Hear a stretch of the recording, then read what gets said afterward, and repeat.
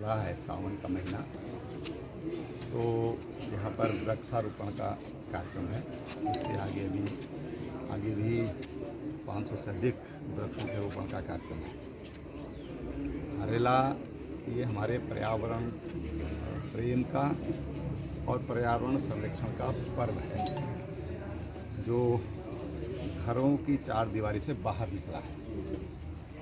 जब मैं मुख्यमंत्री बना था तो हमने इसको एक पब्लिक का प्रोग्राम किया और केवल घर के अंदर हरियाली न उगा करके अपने जंगलों को और हरा भरा करने का एक शुरुआत करी।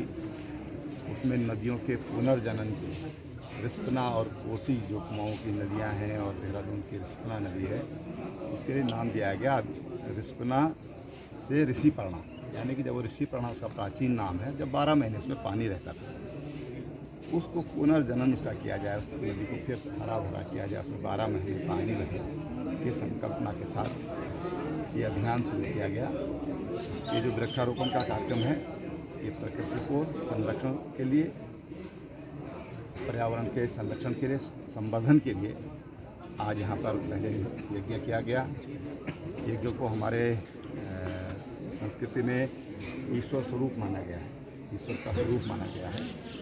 और हम सब जानते हैं कि यज्ञ से हमारी जो वायु है वो शुद्ध होती है, हमारा जो जल है वो शुद्ध होता है, हमारी जो धरती है शुद्ध होती है। सरकार वैकेंसी तो यार पहले भी इस तरह की घटनाएं हुई हैं, जो मुझे आपको ध्यान होगा जब मैं मुख्यमंत्री बना था तो उस समय भी कुछ मसला सामने आया था। हमने उसको तुरंत जांच बिठाई थी और कार्रवाई हुई थी। उसमें कुछ कोचिंग सेंटर थे, कुछ और व्यक्ति थे जिनको गिरफ्तार किया गया, जिन पर कार्रवाई की गई।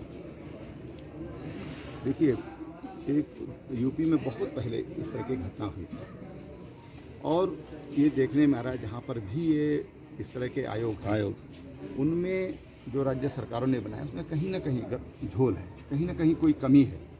एक तो ये है कि उस कमी को दूर किया जाए, अच्छा तो ये है, और नहीं किया जा सकता तो बच्चों के साथ बुरा नहीं होना चाहिए, होनहार बच्चों के साथ बुरा नहीं होना चाहिए।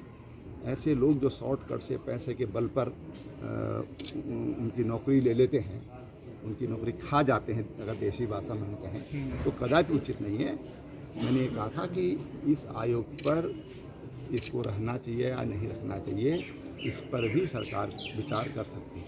सर, उत्तराखंड में भ्रष्टाचार को आप किस रूप में मानते हैं? क्योंकि भ्रष्टाचार ये किसी भी राज्य के लिए, किसी भी देश के लिए उसको खोखला करने जैसा है। अभी हमने देखा श्रीलंका में क्या हालत हुई, पाकिस्तान में आज क्या स्थिति हो रही है। देश के, दुनिया के कई देशों में इस तरह की परिस्थितियाँ खड़ी हुई हैं और उसका मूल कारण अगर हम मूल में जाएंगे, उसके मूल में भ्रष्टाचार। तो सरकार को सचेत रहने की आवश्यकता है।